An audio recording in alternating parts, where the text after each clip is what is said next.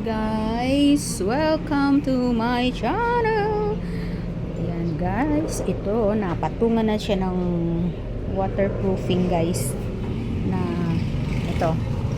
So sarado ako ngayon. Today is Monday, February 24. Ayan, napatungan na siya ng waterproofing yung sealant. Basta yung ano, yung hindi na siya, para siyang pag natuyo siya parang plastic. Ito, waterproofing na to guys. Hindi na to magbabakbak.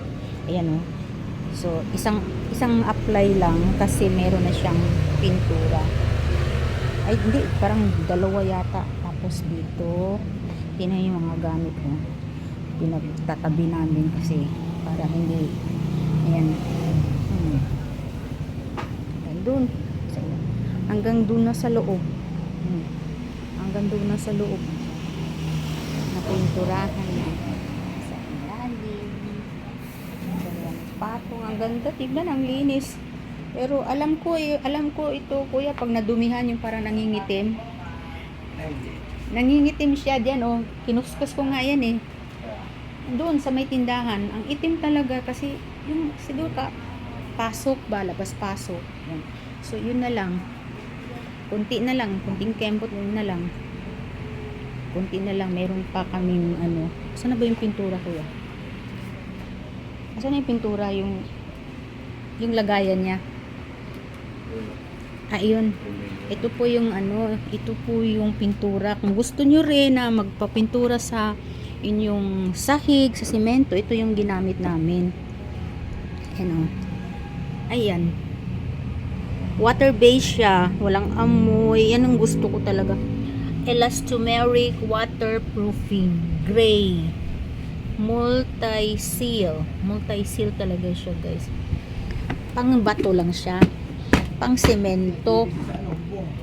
Sa bubong na rin guys, paanuhan ko itong bubong kasi dito guys tumutulo sa mga sa wall. Dito nagkakatas dito kuya, anong tubig-tubig yan dyan ah. Oh, nagbukol-bukol yung pintura dyan. Yan yun. Oh, dyan madalas yan. Oh, tapos palagyan ko yung bubong. Yung banda dito tumutulo, lalo na dito sa ano, natutuluan yung paninda ko, kaya hindi na ako naglalagay ng paninda dyan kasi nababasa lagi.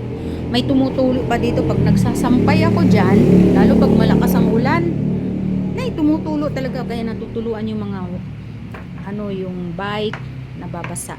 Hindi ko alam kung anong problema, bakit may tumutulo dyan kuya, lalo dyan sa ano na yan, yung puti na yan dyan, tumutulo dyan oh, yung sa dulo ng ano, itong ano tawag dito, yung ano makintab oh, dito tumutulo siya dyan, tubig dito galing doon sa taas. So nasa yero yan, yung pinagpakuan. Yan ang bagay. Grabe, magbukol-bukol ang tubig yung pintura dyan, na parang may mga bukol-bukol. Ang laman pala ay tubig. So ito, grabe dito kung bumukol. Grabe bukol-bukol nito. Ganda palang ano. Kasi medyo mahal nga siya, no? Medyo mahal siya guys. Ang isang galon is 1,500. Mahal isang galon. Pero ano talaga, waterproofing, pwede sa bubong, ganyan. Second coating. Second coating na yan.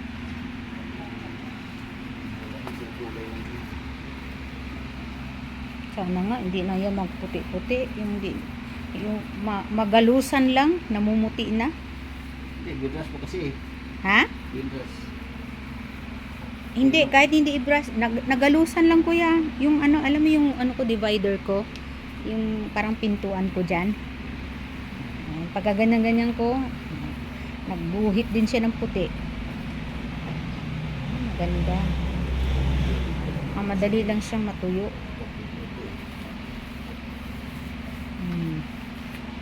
Next niya naman, ito na lang. Ayan na lang oh. Ayan, kunti na lang. Hindi na namin iurong yung mga gamit kasi mabigat. Meron to. Bigat nito. Ito, mabigat din. Is na yan. Dito lang. Hanggang ano lang. Yan. Ito lang. Tatanggalin yung hagdanan. Ayun, mga magagaan lang naman to. See you later.